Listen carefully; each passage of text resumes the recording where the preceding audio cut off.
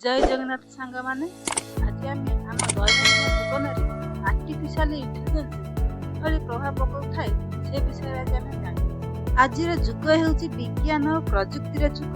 मनीष ताकर बुद्धि परिश्रम और सृजनशीलता द्वारा असंभव को मध्य संभव कर एही सफलता मध्य कृत्रिम बुद्धिमत्ता अर्थात आर्टिफिशियल इंटेलिजेंस एआई एक विप्लव रूपे आग को आसी। एआई माने मेसिन को मनीष भली चिंता करिया शिखिबा और सिद्धांत नेबार क्षमता दे। यही प्रजुक्ति आज आम जीवन प्राय समस्त क्षेत्र को प्रभाव करुछि। चिकित्सा क्षेत्र में एआई मनुष्य जीवन को रक्षा करिबारे असाधारण भूमिका निभाउछि। रोगर चिन्हट एक्सरे सीटी स्कैन ऑपरेशन और औषध गवेषणा एआई डाक्तर मानक साहाय्य करिଥାଏ। ଏହା ଦ୍ୱାରା ସମୟ ରୋଗ ଧରା ପଡୁଛି ଓ ଅନେକ ଜୀବନ ବଞ୍ଚି ପାରୁଛି। ଏହା ଆମକୁ ଶିଖାଏ ଯେ ପ୍ରଯୁକ୍ତିକୁ ଯଦି ମଣିଷର ସେବାରେ ବ୍ୟବହାର କରାଯାଏ ତେବେ ସେ ଭଗବାନଙ୍କ ଭଳି କାମ କରିବ।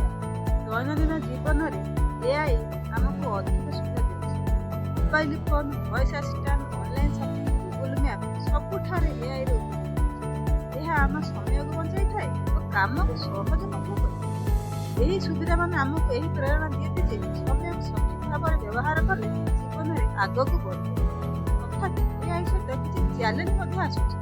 ଅଧିକ ନିର୍ଭରଶୀଳତା, ନୀତିଗତ ପ୍ରଶ୍ନ ଓ ମଣିଷର ସମ୍ବେଦନାର ଅଭାବ ଏହା ସବୁ ଆମକୁ ସତର୍କ କରେ। ଏଆଇ କେବଳ ଗୋଟିଏ ଉପକରଣ। ମଣିଷର ହୃଦୟ, ଭାବନା ଓ ନୀତିକୁ ସେ କେବେ ବି ପୁରାପୁରି ବଦଳାଇ ପାରିବ ନାହିଁ। ତେଣୁ ଏଆଇକୁ ନିୟନ୍ତ୍ରଣରେ ରଖି ଭଲ କାମରେ ବ୍ୟବହାର କରିବା ଆମର ହେଉଛି ଦାୟିତ୍ୱ। କାର୍ଯ୍ୟ କ୍ଷେତ୍ରରେ ମଧ୍ୟ ଏଆଇ ବଡ଼ ପରିବର୍ତ୍ତନ ଆଣିଛି। ବ୍ୟାଙ୍କ, କମ୍ପାନୀ, କାରଖାନା, ବ୍ୟବସାୟରେ ଏଆଇ ଦ୍ୱାରା କାମ ତ୍ୱରିତ ଓ ସଠିକ ହେଉଅଛି। କେତେକ ଲୋକ ଭୟ କରିଥାନ୍ତି ଯେ ଏଆଇ ଦ୍ୱାରା ଚାକିରି ହରାଇବେ, କିନ୍ତୁ ସତ୍ୟ ହେଉଛି ଏଆଇ ପୁରୁଣା କାମକୁ ବଦଳାଇ ନୂଆ ନୂଆ ସୁଯୋଗ ସୃଷ୍ଟି କରୁଛି। ମୋଟିଭେସନାଲ ଭାବରେ ଦେଖିବାକୁ ଗଲେ ଏଆଇ ଆମକୁ ଗୋଟିଏ ଗୁରୁତ୍ୱପୂର୍ଣ୍ଣ ପାଠ ଶିଖାଏ। ନିରନ୍ତର ଶିକ୍ଷା ଯେପରିକି ଏଆଇ ନୂତନ ତଥ୍ୟରୁ ଶିଖି ନିଜକୁ ଉନ୍ନତ କରେ, ସେହିପରି ମଣିଷ ମଧ୍ୟ ଜୀବନର ପ୍ରତ୍ୟେକ ଅନୁଭବରୁ ଶିଖି ଆଗକୁ ବଢ଼ିବା ଉଚିତ। ଯିଏ ପରିବର୍ତ୍ତନକୁ ଗ୍ରହଣ କରେ ସିଏ ସଫଳତାର ସ୍ୱାଦ ଜାଣେ। ଶେଷରେ କହିବାକୁ ଗଲେ କୃତ୍ରିମ ବୁଦ୍ଧିମତ୍ତା ଆମ ଜୀବନକୁ ସହଜ, ସୁନ୍ଦର ଓ ସମ୍ଭାବନାମୟ କରିଦେଇଛି।